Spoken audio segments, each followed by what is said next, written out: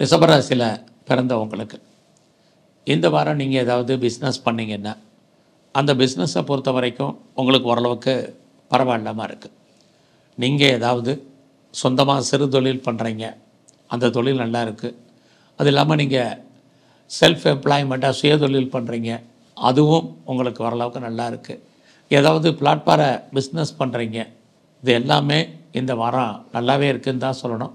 அது மட்டும் இல்லை, நான் ஆன்லைனில் பிஸ்னஸ் பண்ணிக்கிட்டு இருக்கேன், எனக்கு எப்படி இருக்குது அப்படின்னு நினைக்கிறவங்களுக்கும் இந்த வாரம் உங்களுடைய துறைகளில் உங்களுக்கு வருமானம் சம்பாத்தியங்கள் இருக்குது. அது மட்டும் இல்லை, யாரெல்லாம் அலைஞ்சு திரிஞ்சு பண்ணுறீங்க, சர்வீஸ் ஓரியன்டாக பண்ணுறீங்க, அத்தனை பேருக்கும் இந்த வாரம் உங்களுடைய துறைகளில் வருமானங்கள், ஏற்றங்கள், முன்னேற்றங்கள் உங்களுக்கு இருக்குது. இந்த வாரம் உங்களுடைய பொருளாதார நிலைகளும் பரவாயில்ல. பட் இந்த வாரத்தை பொறுத்த வரைக்கும் உங்களுடைய ஜாப் ரொம்ப கவனம். வேலையில் யாரெல்லாம் நீங்கள் சர்வீஸில் இருக்கீங்க, சர்வீஸ்னால் இங்கே வேலை கவர்மெண்ட் சர்வீஸாக இருக்கட்டும், ப்ரைவேட் செக்டாக இருக்கட்டும், இனி அதில் ஃபீட்டர் கன்சர்னில் நீங்கள் ஒர்க் பண்ணுறதா இருக்கட்டும், எதிர வேலைனாலும் இருங்க, உங்கள் வேலையில் பொறுமையாகவும் நிதானமாகவும் பாருங்கள். இந்த வாரத்தில் வேலையை பொறுத்த வரைக்கும் சக தொழிலாளர்கள் ஒத்துழைப்பும் குறைவு.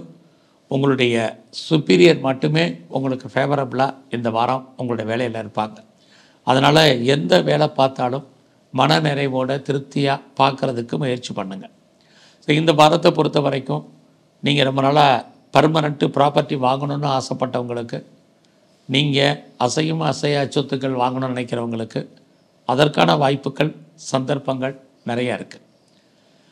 அது மட்டும் இல்லை, நான் பெரிய லெவலில் ஷேர் மார்க்கெட்டில் இன்வெஸ்ட்மெண்ட் பண்ணணும்னு நினைக்கிறவங்க வெயிட் பண்ணுங்கள்.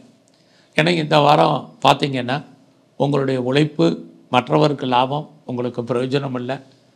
அதனால் உங்களுடைய பணம், பொருள் லாக் ஆகிறதுக்கான வாய்ப்புகள் நிறையா இருக்குது. அதனால் இது விஷயத்தில் ரொம்ப கவனம். ரொம்ப நாளாக எனக்கு குழந்தை பாக்கியம் இல்லை அப்படிங்கிறவங்களுக்கு இறையறலால் குழந்தை பாக்கியம் கிடைக்கும். அல்லது ட்ரீட்மெண்ட் எடுத்து சக்ஸஸ் ஆகாதவங்களுக்கு ட்ரீட்மெண்ட் சக்ஸஸ் ஆகும்.